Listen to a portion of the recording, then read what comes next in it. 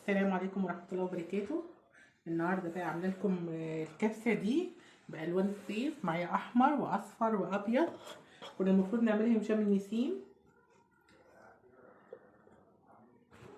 شايفين. وهنبدأ بقى الإيه، أنا عندي عزومة.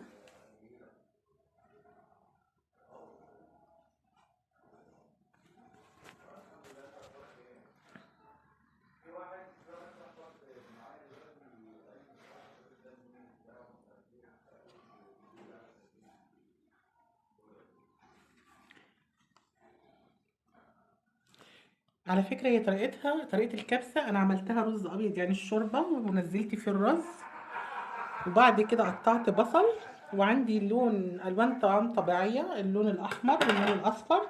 قسمت البصلة نصين، نص حطيت فيه اللون الأصفر ونص حطيت فيه اللون الأحمر، وبعد كده ضفته مع